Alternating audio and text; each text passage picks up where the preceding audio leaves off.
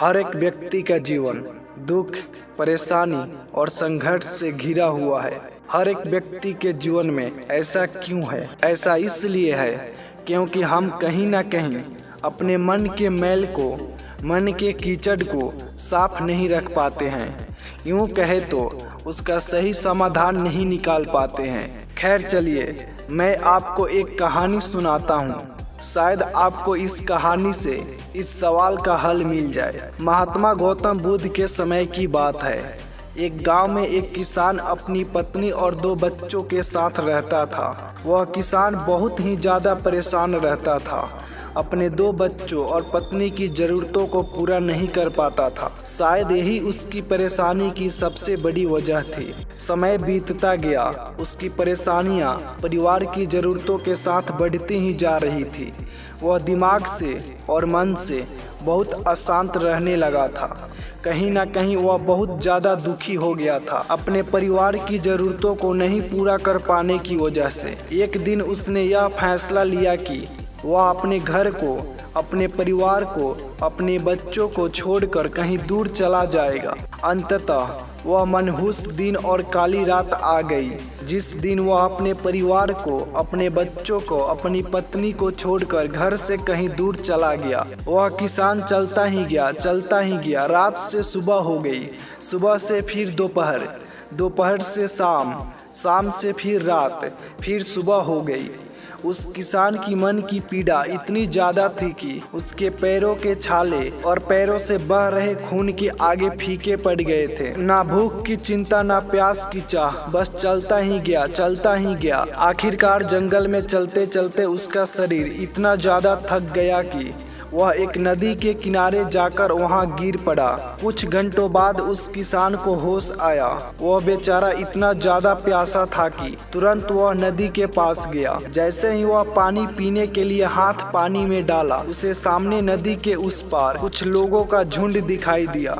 उसने ध्यान से देखा तो उसे एक वृक्ष के नीचे महात्मा गौतम बुद्ध बैठे हुए नजर आए। वह तुरंत दौड़ के उनके पास गया और उनके पैर पर गिरकर बोला, हे महात्मा, हे भगवान गौतम बुद्ध, मुझे अपनी शरण में ले, मुझे अपना शिष्य बना ले। महात्मा गौतम बुद्ध के शरण में आया हुआ कोई भी व्यक्ति खाली हाथ वापस नहीं जाता। यह किसान तो केवल उनका शिष्य बनना चाहता था। महात्मा गौतम बुद्ध ने उसकी मनोदशा को देखते हुए उसे अपना शिष्य बना लिए। महात्मा गौतम बुद्ध और उनके शिष्य वहां पर केवल विश्राम कर रहे थे। उनका विश्राम भी पूरा हो चुका था। वह किसान भी अब महात्मा गौतम बुद्ध का शिष्य बन चुका था।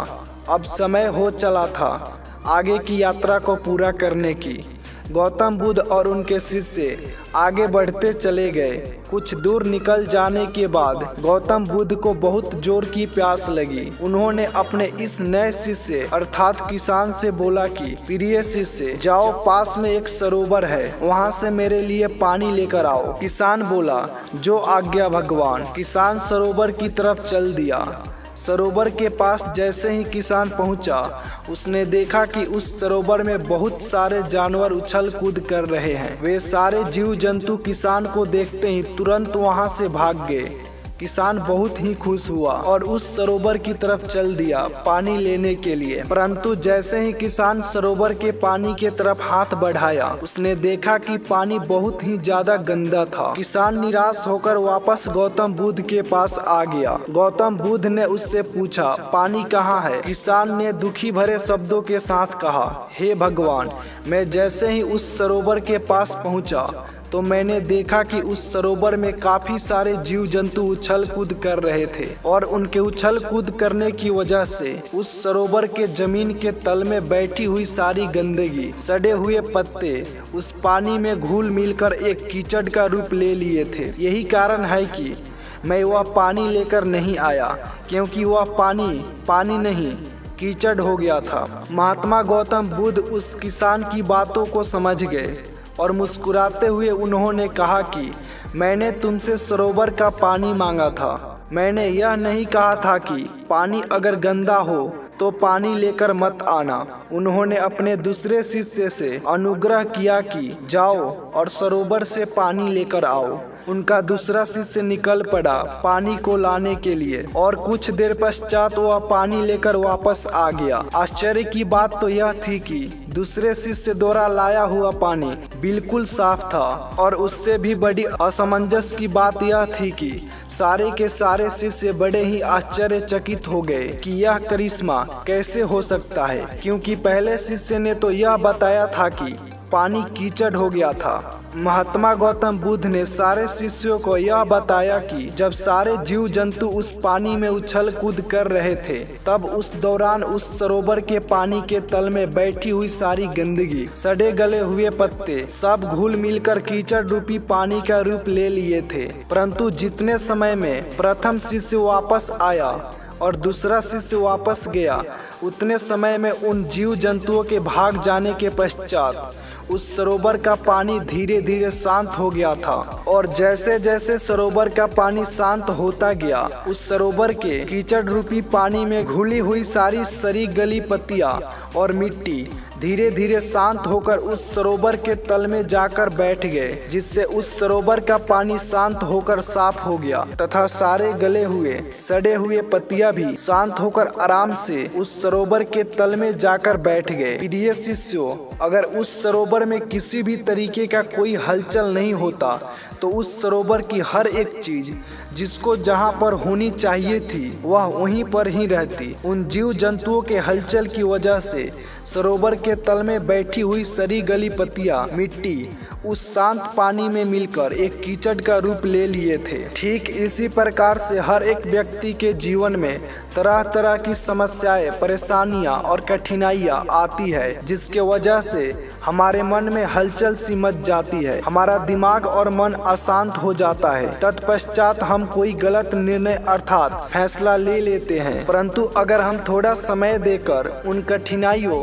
परेशानियों और समस्याओं के बारे में समझने की कोशिश करें तो मन की हलचल उस सरोवर की पानी की तरह शांत हो जाएगी, जिससे हम अपने जीवन में सही निर्णय का चुनाव करते हुए उसका समाधान निकाल लेंगे। किसान को महात्मा गौतम बुद्ध की सारी बातें बिल्कुल साफ साफ समझ में आ गई।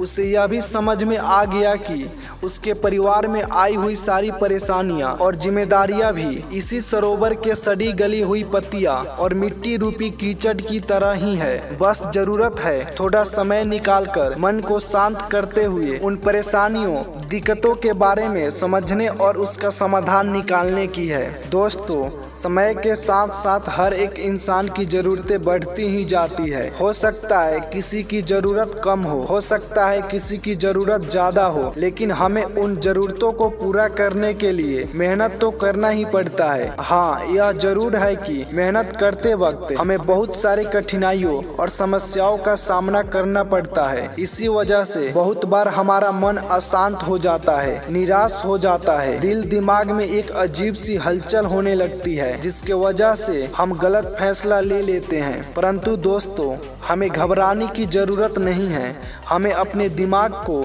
शांत करने की जरूरत है। थोड़ा समय देकर इसके बारे में सोचने की जरूरत है। इसका समाधान कुछ न कुछ जरूर निकल आएगा। दिमाग को शांत रखे, कोशिश करते रहे, मेहनत करते रहे। समय लगेगा लेकिन सफलता जरूर मिलेगी, क्योंकि सब्र का फल मीठा होता है।